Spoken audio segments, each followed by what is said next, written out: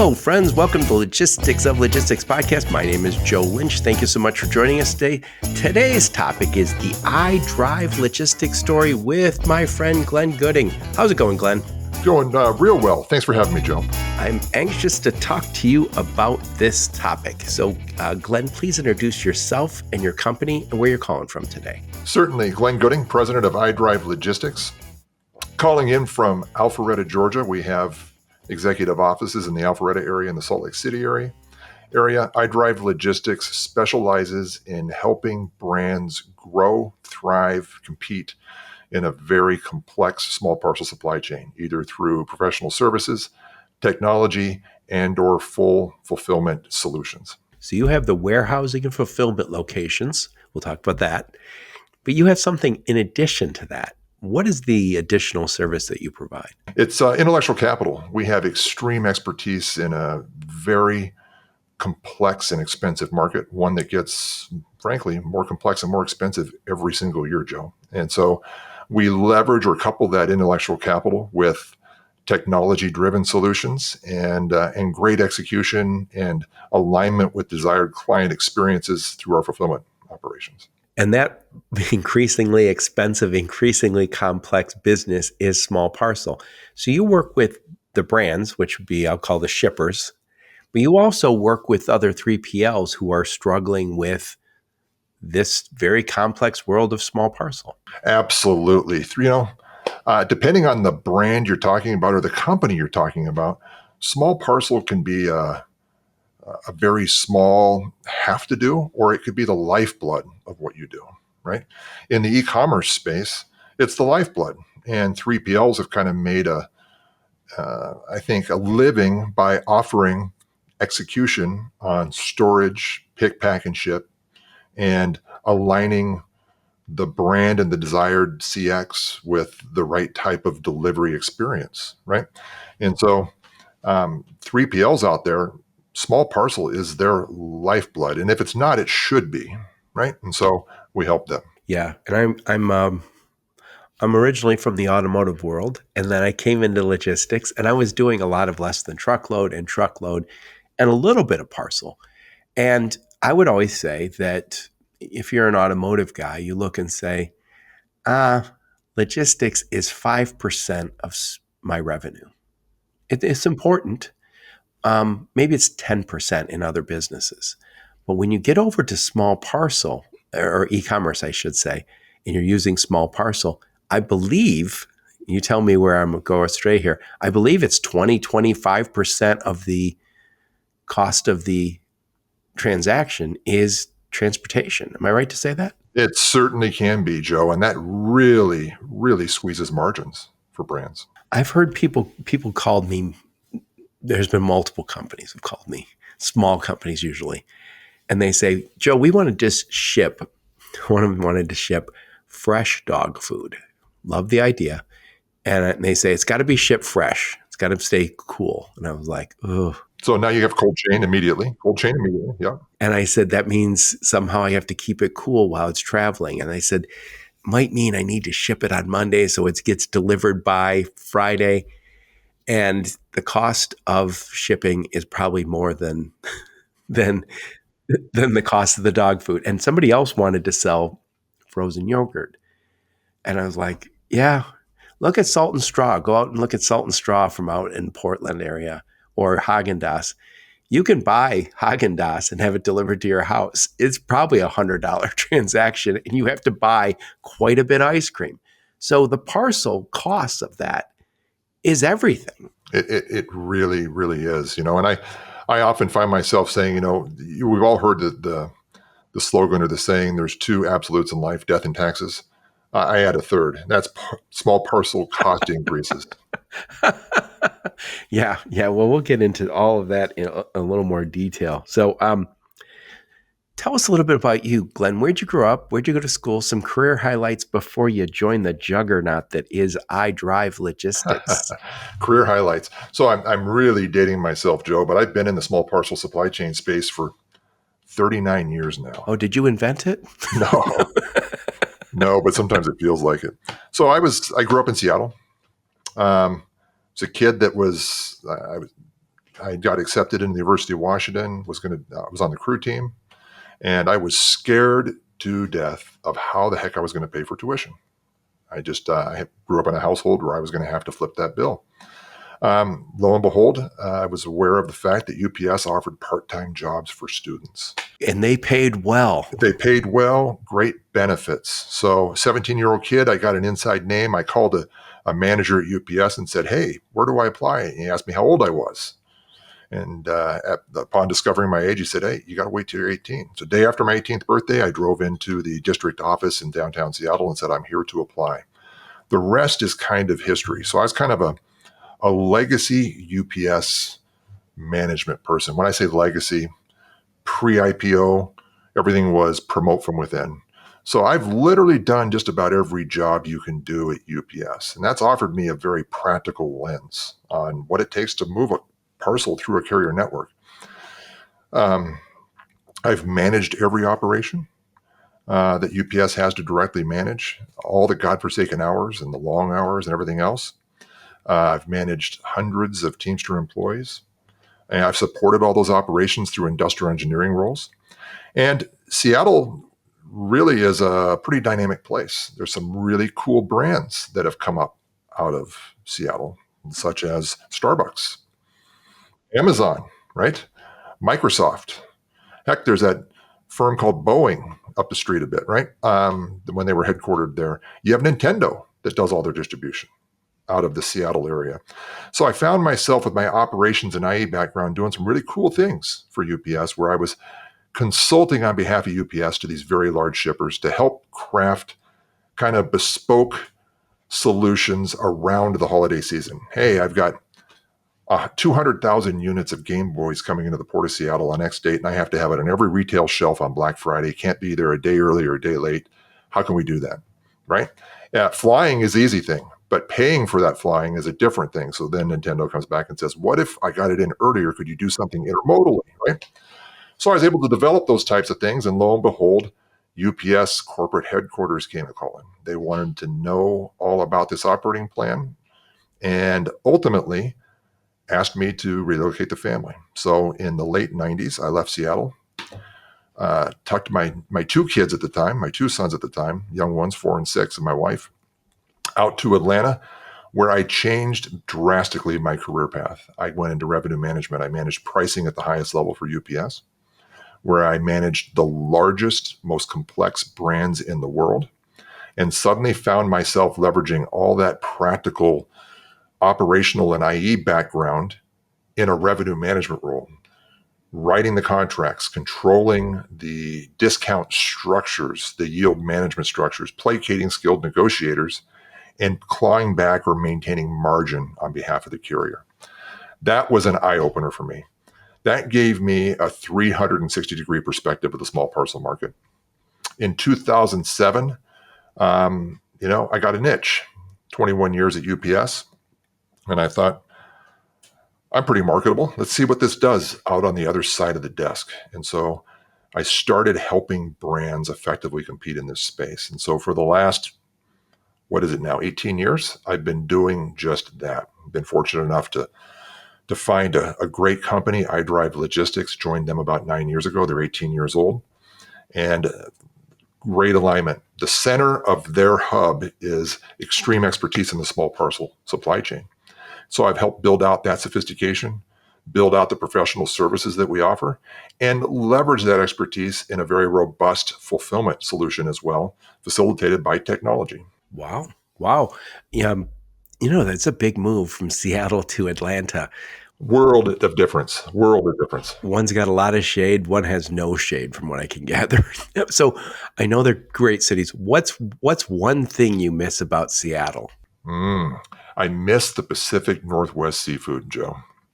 I still am, big fisherman, and it's hard to beat fresh salmon, Dungeness crab, halibut, lingcod. Okay, stop now. I'm gonna get hungry already. Yeah, I know. I miss that. I miss that salty marine air smell getting out on the water. It's a unique Pacific Northwest experience that I really cherish. I'm a big football fan and Big Ten football, specifically the Wolverines. Oh, Rose Bowl, old Rose Bowl stories. And my daughters live out west, and a buddy of mine said, "Hey, we got to go do that. What do they call it? Sailgating out in University of Washington." And I was like, "Yes, sign me up. They're big. They're in the Big Ten now. Who knew?"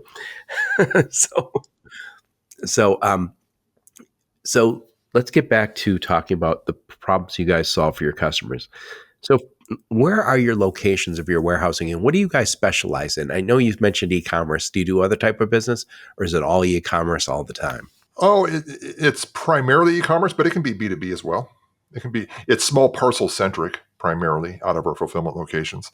Again, the center of our hub is really small parcel expertise. We do have significant expertise in the LTL space, and we offer some services on that side as well. But the predominant piece is small parcel. We help 3PLs in particular that are part of the iDrive brand and network at this point be more competitive in that space, offer more competitive transportation solutions, more diverse solutions around desired customer experience, and a way to improve cash flow for our 3PL operators. So let's talk a little bit about some of the changes that are happening with e-commerce. So during COVID, hopefully we're not ever going back, knock on wood. Um, Everybody was going e-commerce. So we saw a whole bunch of e-commerce brands emerge, and then some of them are crashing into the rocks here as the um, but we have also it's not going away. We're also seeing some traditional brick and mortar brands say we would like to start selling direct. We don't necessarily have to sell through Walmart or Costco. We're also seeing the big retailers, Costco. I mean, Walmart. I live near Meyer out here in the Midwest. Those companies saying, "Yeah, we can compete against Amazon." So we are seeing a whole bunch of, I'll say, traditional brick and mortar people embrace e-commerce, and we've had digital e-commerce brands say we also need retail locations or a part of somebody's store. What are some of the things you're seeing with those companies right now? What are they thinking? What are their problems? Yeah, it's a great question. It's a meaty question, Joe. So you're right. COVID, I think, really facilitated and accelerated growth of the e-commerce channel, probably propelled it forward 10 years in a year and a half, right, as far as its growth. Is it still growing? It absolutely is still growing. It's so darn convenient for a consumer. It's just convenient as heck. And so what we see now is, in today's macro and the economic environment, volumes may be down a little bit, but there's a lot of things driving that. But e-commerce is not going away. As a matter of fact, worldwide, I think by 2026, it's projected that e-commerce will make up 41% of all retail sales. So, and the final mile for e-commerce is small parcel. So, retail brands, it's a balanced approach. You've heard a term out there, I'm sure, and the listeners I know have omnichannel. Omnichannel sounds great. What does it mean? It means having multiple connection points, multiple ways for your clients, your customers to purchase product and have an experience. It can be through brick and mortar. It can be through traditional e-commerce. It can be through a variety of ways to leverage brick and mortar for more convenient ways for your customers to interact. I'll give you a couple examples. I oftentimes follow my wife into a lot of these women's clothing stores when we go out shopping, right? And a notable difference I've found as of late is there's a lot less inventory in those stores. There's a lot of reasons behind that. One is inventory costs money, but invariably, you have an ability to see a variety of different styles. And my wife will find something that she likes, and then she goes up to the front counter and they say, "Not a problem. We'll have that delivered to your house." Right? Now, what that does in an e-commerce market is it eliminates a dirty word in the e-commerce market called bracketing. Bracketing is, if you go to zappos.com and you want to buy some shoes and you're not sure how they're going to fit, so you buy a size 11, you buy a size 12, and you buy a size 13. Right. Right? Just so you have one that's going to fit well and you plan to return the other two. Well, man, that's expensive and it ties up inventory, right? And the retailer doesn't know if they can sell those shoes again after you put your dirty feet in them, right? They have to look at the condition after it gets back. So a brick and mortar strategy coupled with e-commerce can mitigate that to a point, right? And better yet, imagine you did order. Imagine my wife ordered two exact dresses, two different sizes to see which one fit her best. And it's a retail brand that sells down the street. Well, instead of returning and trying to go to a UPS store, a FedEx office, put it in a mailbox, she can go back to the retail location and get the refund immediately. The retail location inspects it, knows that it's ready for resale, and can put it right on the retail shelf. That's nice, right? A lot of other retailers are thinking of their brick and mortar location as a mini distribution center. So, and it's about getting product closer to the customer, more economically, getting it to the doorstep more quickly versus an expedited shipment in an aircraft. And so that can be a real intelligent way as well. It's a balancing act. You got to have employees that understand the process, and you have a unified process of shipping so that Joe, when your wife orders something in Detroit, it's a similar experience to when my wife orders something in Atlanta, right? And so there's the brick and mortar, the retailers. Brick and mortar is not going away. It's just being refined and aligning more intelligently with a growing e-commerce market. Yep. And I would love to see this. I'm a little bit of a broken record. I'm going to say it again for those who've listened to my podcasts. Actually be experts in what looks good on my body, right? And do my measurements and have those online and be able to say, yeah, Joe, this is the right size for you. We're going to ship it to your house, and give me some confidence. And by the way, shoes are a personal pet peeve of mine. You could print out a piece of paper from a website, step on that piece of paper, and it says you are size 11 or size 12 wide, whatever you are. Instead, they let us bracket, and it's their fault. And I always joke about it. When you say free returns, VC gets gray hair. That's we keep saying it, and I've also said this on my podcast, but it's the truth. My mom watches the Home Shopping Network. Doesn't buy much, but she said the sizing is perfect always. And they'll have a model come on. She says, "Hey, my name's Susie, 58 years old. I'm 5'3" and I'm 160 pounds, and this is this size, this is this size, and I love how stretchy it is, or whatever it is." And you buy it, and you know it fits. They'll have two or three models, and it works really, really well. We've done a poor job with sizing, and I think we'll improve it because it's cost effective. And I would also love to see the store experience be a good store experience. And I joke about this. Remember when Amazon said, we're going to change everything. We're going to sell books online. And I was like, I liked going to bookstores. Why don't you save me a trip to go into Kmart, Amazon? I don't want to go to Kmart. I don't want to save me from that experience. But anyway, so getting back to it, the brands, they're looking and saying we have to do the omni-channel. We have to be able to support the brick and mortar, and we also have to be able to support the online. And who knows what's next? Because I think a lot of these brands, I'm assuming, sell on Amazon, sell on Walmart.com, sell at the stores, sell from their own website, and the goal is not to have a ton of inventory. So I need to be able to have that inventory close to the customer, and ideally not have my sweaters all sitting in Atlanta come July. You're right. You're 100% right. And I think the other next thing right now is everybody's aligning massive growth of the shopper buying on a mobile device, right? So we're trending towards up to 70% of e-commerce purchases being done from a mobile device now. So you have to have that strategy as well, right? Which is part of the omni-channel strategy. I've bought stuff off of Instagram. And if you were to on my phone, and if you were to tell me that, I'd be like, no way. Why would I ever do that? Why am I? I'm not a fool. I've better things to do. Nope. Apparently, I don't. Think about it. It's kind of, frankly, it's like a tech savvy version of the Home Shopping Network. You're now watching somebody who's probably wearing or demonstrating the product you're considering, right? You're able to interact with that person directly and ask about fit, style, function, whatever it is you're looking at, and allow you to make a more confident purchase, Yeah. to your earlier point. Glenn, I got to tell you, this was a first, and it was probably a month or two ago. I was watching TV, YouTube probably, and some ad popped up, and it was talking about these wonderful sheets, and I was like, "Oh, need new bed sheets," and I was like, "So, uh, the the what do they call it? The QR code pops up. I run over, put my phone on it, boom, I bought them, sitting right there."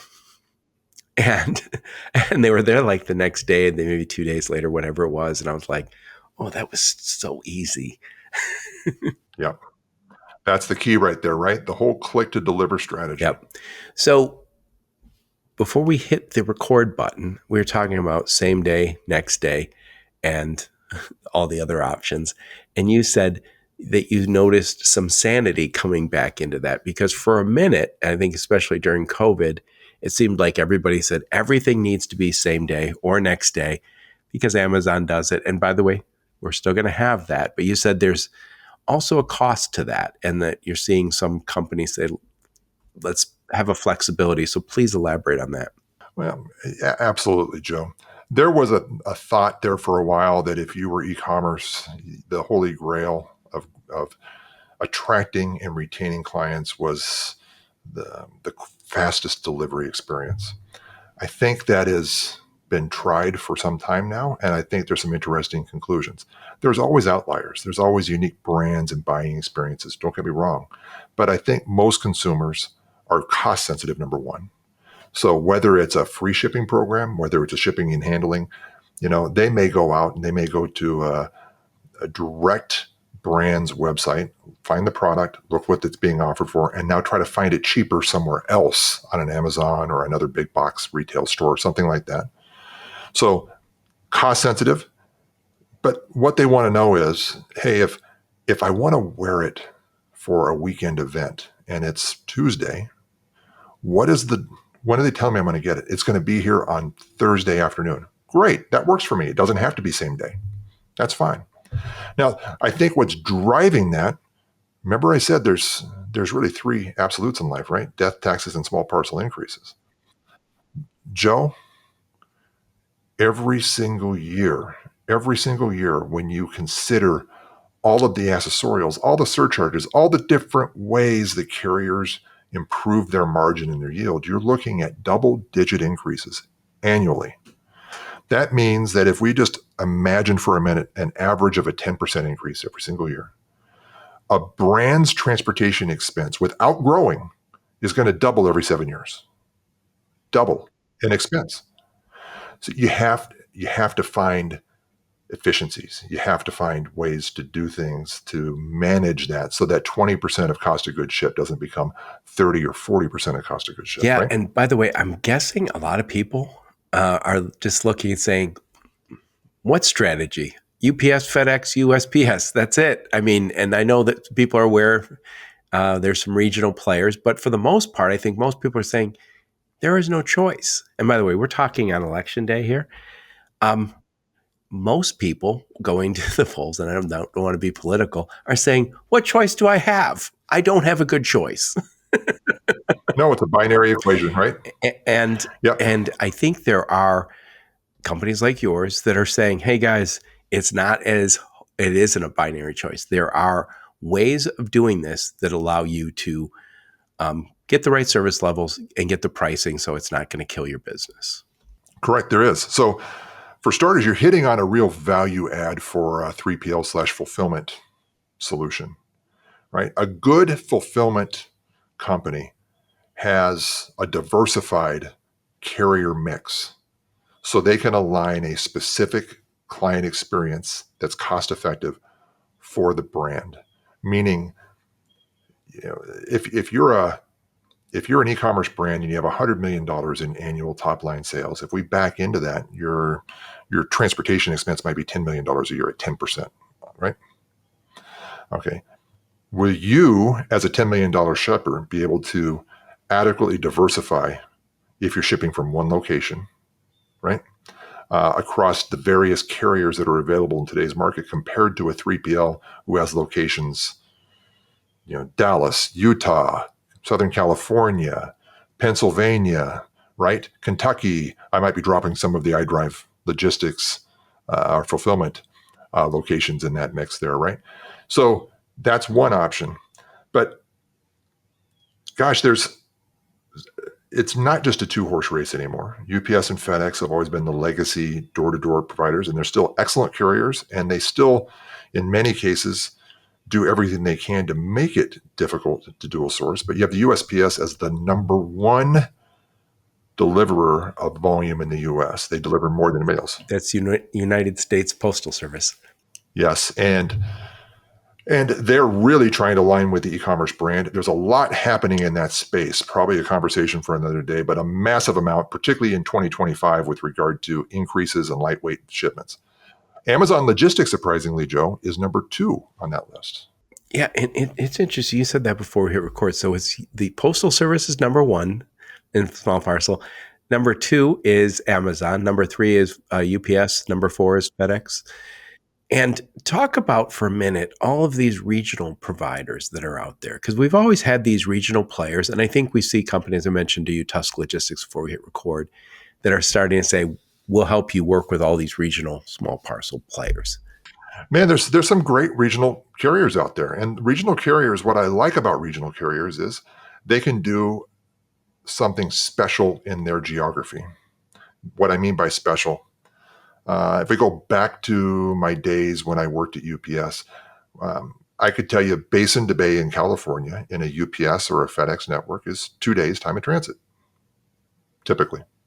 Okay, a regional carrier such as a GLS or an on-track can do that in 1 day. That's a competitive advantage. That's great. Now, they often do it too in a cost competitive situation for less. The challenge becomes, Joe, they're not delivering to every address. Sometimes they're not delivering to every address in their own geography. So the challenge now becomes, it sounds great on paper. It sounds great for Glenn Gooding, president of iDrive, to say you need to diversify.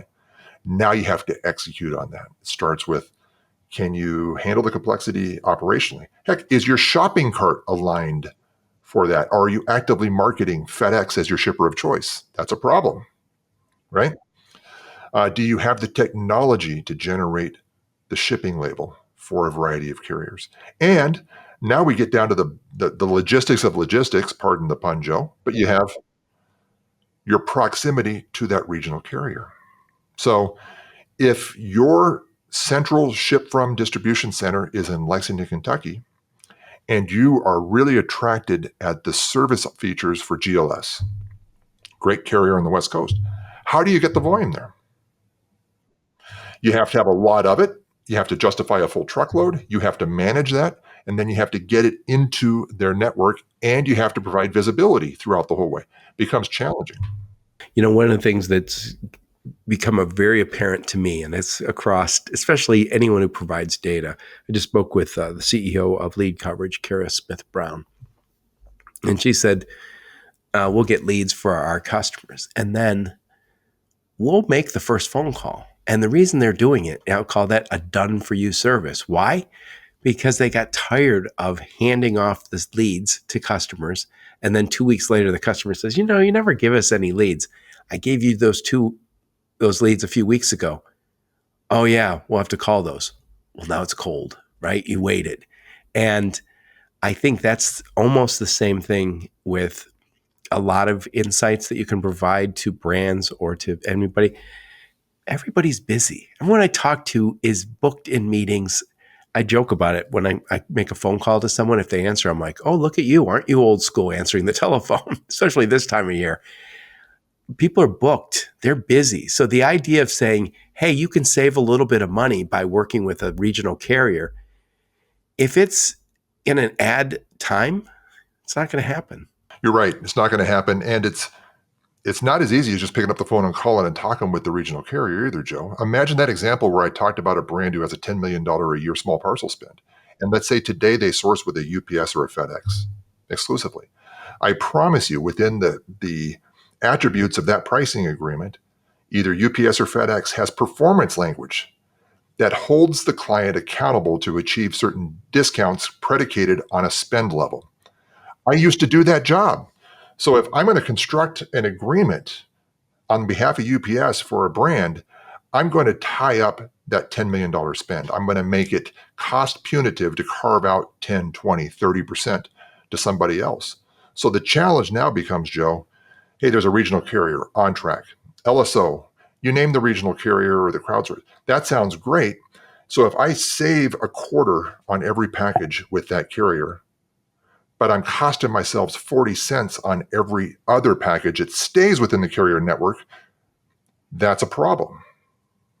So it takes a great deal of expertise, analysis, choreographing or laying out different scenarios and saying, okay, if we want to go from a single source to a dual source to true diversification, what does that look like? How do we do that? Because it's really hard, Joe, to go to an incumbent, a UPS, and say, hey, I know I've been doing $10 million a year with you. I want to change that to 7 million, but I want better discounts. What are they going to tell you? You know what they're going to tell you, right? Well, or yeah, thank you very much. Here's your pricing, right? So, meaning take an increase. So it's not as easy as just saying diversify or use a regional carrier. It takes real expertise, and that's where the professional services side of what iDrive does shines. Yeah, and one other thing while we're talking about it, if I'm a brand, this is important discussion. But if I'm a 3PL, someone is listening to my podcast and says, hey, I know you guys are a 3PL. You kind of compete against me on one side of your business where you have these 11 locations across the country. But on this other side, if you can help me get better pricing, it's not just saving money. The brands are interested in saving, as you said, a quarter package.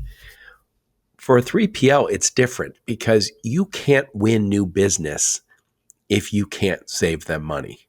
So you can say service improvement, this, that, the other thing. You just keep adding it up at the end if you don't say, and we'll save you 5%.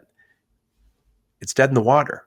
So please elaborate on that because I think a lot of people miss this. It's not just saving the money, it's revenue. You're going to grow your revenue if you can reduce the cost of your parcel spend. Correct. I'd go a step further too on that, Joe. So cost is always, always one of the foundational elements of any discussion with regard to strategy to e-commerce and connecting with clients. It has to be.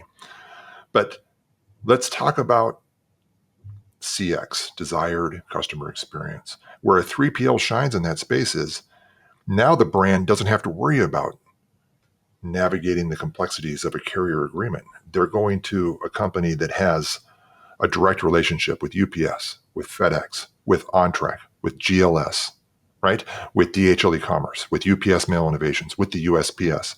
And they can align all of those different services for the desired customer experience that the brand wants in that warehouse. And in doing so, there's no downside. You're not saving a quarter on these packages, but taking an increase 40 cents on the others. You're getting the best of both worlds, right? And they have an ability to pivot. So suddenly the pendulum swings and they want to drive more cost out. They say, you know what? We want to move from UPS ground residential and we want to try UPS SurePost. And so there's a cost savings. Let's do that. And then a month or two later, whoo, man, customers aren't liking that. Let's pivot back. You can do that again, right? So the 3PL, a good 3PL with a well-contemplated supply chain and an execution strategy and technology to support it can provide something to a lot of these brands they can't do on their own, right?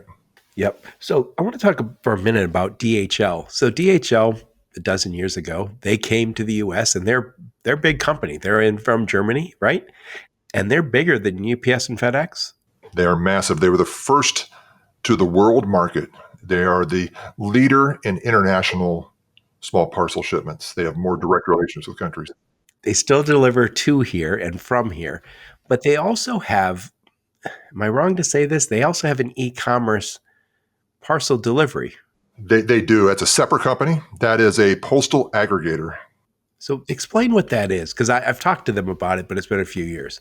Please talk about that, because it's this gets very confusing very quickly. It does, hence the complication.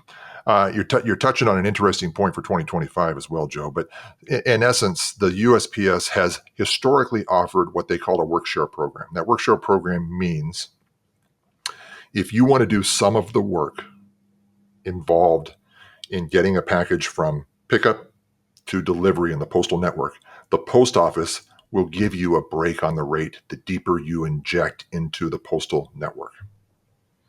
So DHL e-commerce is a company that has aligned with that directly. So they'll do the pickup, they'll do the aggregation of all the volume across a variety of clients. They'll load direct induction mail bags to local post offices where they'll either fly or transport it via ground, depending on the service level, and pay a greatly reduced postal rate at that level that the post office makes the final mile delivery. The consumer doesn't know it's DHL e-commerce, right? Unless they read the label. And DHL e-commerce offers a rate that's a little less than what's available traditionally from the USPS. Now that is under massive change right now, Joe. So Postmaster General Louis DeJoy is saying work share program not so good for us. We don't like it. He wants the post office to become financially viable. So he's proposing, in essence, kind of killing that market and trying to force everything back into the postal network through Ground Advantage, which was first class. That's happening in 2025. So when I said more, small parcel increases, I'm telling you, it is coming. Um, it's coming big time. And by the way, people mentioned Louis DeJoy. I think Ben um, uh, mentioned that Louis DeJoy's name's come up on my podcast in the past, and I know he's from our space. He's not a traditional. He's a logistics guy, so he came in there and he's got kind of a mission to make this more viable. And by the way, the post office loses money for lots of reasons, and I think the main reason is they can't close locations.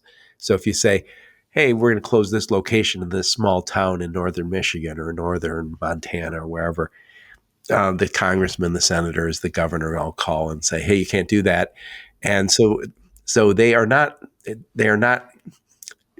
um, they're not free to make this a for-profit business, and maybe we're okay with that. It's not like this is the only place that loses a little bit of money in the federal government. But to your point, this deal that DHL has had, and I used to hear that Amazon used to have a better deal where they would ship a lot of stuff through USPS, and we were subsidizing the post office, and Amazon's making a money on it, and people start saying, "Is this make sense?" It's an interesting question, Joe. It's a very interesting question. And it's one that Louis DeJoy is, I think, clarifying. So he's he's taking the incentive out of the work share program. There's more dust to still settle on that front. It could be devastating for a lot of these postal aggregating companies like DHL e-commerce, UPS Mail Innovations, OSM. Pitney Bowes went out of business 2 years ago. Filed bankruptcy 2 months ago, 3 months ago. So if you're suddenly a custom T-shirt shipper and you're putting a T-shirt in a poly bag that weighs 13 ounces, you're in for a rude awakening in 2025. Yep. And by the way, UPS does or USPS, United States Postal Service, does final mile nationwide, and that's the most expensive part of the journey, right? It certainly can be, yes, barring expedited shipments. Yes, it is. Yeah. The delivery can be very expensive. The post office does it quite well for volume that works in their network, right? Very lightweight, not taking up a lot of room. They don't, their vehicles aren't the size of a UPS vehicle, of a FedEx vehicle, heck, of an Amazon delivery vehicle. They're not. Right, right. Everyone's got their role. So let's talk one more time. Where are your locations at? My goodness. So Salt Lake City, Lexington, Kentucky, Dallas, Texas, Chicago, Pennsylvania, I think soon to be North Carolina. Did I say Southern California? Yeah, Southern California. We've got it covered. We can essentially put a brand's SKUs, a brand's product close to their consumer base. So, are typically, if you're working with a large brand, are they in all 11 locations or are they in 7 of the 11? How's that usually work out? Most of the time, you'd be surprised. We can solve most of their client experience expectations with 2 locations, Joe. Oh, wow. So if we position it intelligently, we can achieve a 2-day ground delivery footprint that may approach 92% ground service. I say this every once in a while on my podcast, but I'm going to continue to say it because I know it's true. If you do the math, and it's not for all product, but it's certainly for some product, that inventory carrying costs are more expensive than transportation costs. And I think we in the transportation and logistics business really focus on what I'll call the easier part, which is, hey, I can save $50 on that truckload. I got a deal on my shipping, right? As opposed to thinking about what is the cost of carrying excess inventory. And I've heard people say it on my podcast, nobody's going to give me the exact number because nobody knows. But we're being asked as the supply chain by the government, and it's never going to go away, reduce your carbon footprint. And as we look, Sustainability initiatives, yes. and as we do that, we can focus on, hey, everything's got to become electric, maybe someday, who knows? I think an easier, faster fix is let's eliminate a whole bunch of returns. Let's eliminate throwing stuff out, especially the luxury goods where you say, I took that purse back and we threw it out rather than repackaging it. But also, I've heard people say up to 1/3 of what we make never gets to the end consumer. It's especially true in food, where we have this long supply chain to grow this food, might be poultry or cow or whatever. And then at some point, just before it's going to be sold to a consumer, it goes bad and we throw it out. And I think that's the data and the intelligence that you guys are all about will allow us not only to save some money on the cost of shipping, but also start looking at that, saying, how do we reduce that big number that we kind of ignore? Absolutely. Demand forecasting, aligning, having a SKU strategy. What SKUs should you own and put in here, and which ones should you keep with your suppliers and drop ship from? Yep. Yeah. And I always think we all want options. We love options. I want I want that shirt in 6 colors because it fits me well, right? And sometimes I think we've overdone it. So when you look and say, I know warehousing guys like you will say, we'll tell you exactly what's not moving out of this warehouse. And we're going to highly recommend that the long tail be at least examined. I mean, maybe you want that last sale. Maybe it's worth it to keep that weird color sweater, but maybe not. Absolutely, Joe. 100%. Agreed. I'm going to do the best I can to summarize, Glenn, and then I want to get your final thoughts on the topic. So I'm talking to my friend Glenn Gooding, and we're talking about the iDrive logistics store, and we've talked about a lot of stuff. We talk about what iDrive does, and you guys are warehousing and fulfillment, 11 locations. I think we probably got 7 or 8 of them listed. Yeah, well, we have multiple warehouses in some of those locations as well, so you know. Yep. So I'm sure we can find those on your website. I'll put a link to your LinkedIn profile, link to your website, and any other links you have. But anyway, we talked about all the challenges with small parcel, and you said it's difficult now, and it's going to get even more difficult as the USPS, United States Postal Service, changes some of the deals that they have with the sortation people, which is DHL and many others. And again, I think there's a lot of companies that have come, small parcel companies that have come to depend on the United States Postal Service. And as they raise the price, you can just be assured, as Glenn said earlier, that FedEx and UPS and everybody else is going to make adjustments also. You never seem to see UPS went way up. Oh, and FedEx didn't go up. No, Joe, a rising tide raises all ships, Joe. Yeah.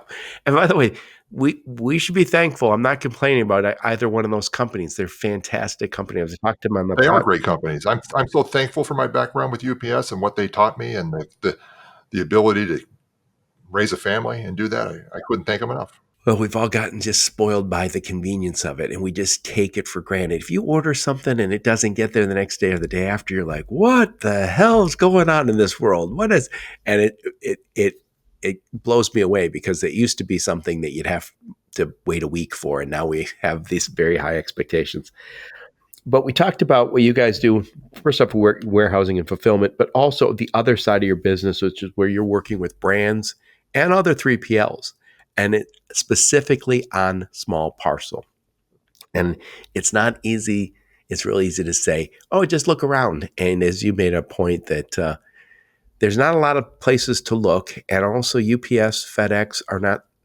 They're not massive companies for dumb reasons. If you reduce the amount of business you give them, they might change your discount. You you need a strategy, but strategy sounds very high level. You need some strategy with very sharp pencils. You need to get into the data on this. And I would suggest that most companies don't have the ability to do that. So they need to work with companies like yours. Anyway, Glenn, put a big old bow on this one. Final thoughts on the topic. Well, I really appreciate the opportunity to share the iDrive story and some of my background. With the small parcel market, the final bow, know your supply chain, get good data, good analytics. And then if you don't have them in staff, look around for great intellectual capital. It'll drive phenomenal returns for you with regard to financial. It will also help you actively grow your brand and retain clients. So it's a very strong recommendation there for you. Yep. Excellent. So, Glenn, what conferences will we see you and the fine folks from iDrive at in the coming year? We're already in November, so probably you're done for the year. Yeah, so it'll be the Postal Forum, it'll be the Parcel Forum, it'll be Modex, it'll be RELA, and I'm always looking for other meaningful conferences in the space where I get to meet good people and I get a chance to meet with some brands and offer some value. Excellent. Well, I really appreciate you taking the time. Not everybody has the knowledge you do. Not everyone does what iDrive does. I think there's a lot of people, I don't say this in a negative way, who are not that knowledgeable about how UPS and FedEx work. And if you're a small parcel, if you're an e-commerce company, small parcel is not a nice to have. It's obviously something you must have. And I think having that knowledge that lets you actually save money is going to be everything. And you said it's going to be a little more difficult in the coming year. 100%, Joe. I would go a step further and say it's an extension of your brand. The carrier you align with or the carriers is an extension of your brand. Don't forget it. I say this all the time on the podcast, but we in this industry, we partner up. If you're a broker, you have carrier partners, you have a technology partner, you have an outsourcing partner, just one more partner. You might need somebody to help you out with the small parcel. You bet. Anyway, well, thank you so much for taking the time. Thank you, Joe. It was a real pleasure. Look forward to the next time. Yep. And thank all of you for listening to my podcast. Your support's very much appreciated. And until next time, onward and upward. You have been listening to the Logistics of Logistics podcast, where we engage with leaders in the logistics and supply chain community. If you like what you hear, please subscribe, hit the like button, and leave us a nice review on Apple or Spotify or wherever else you listen. Also, please check out our videos on YouTube and connect with us on LinkedIn. We're very big on LinkedIn. And you can also reach us on the logisticsoflogistics.com, our website.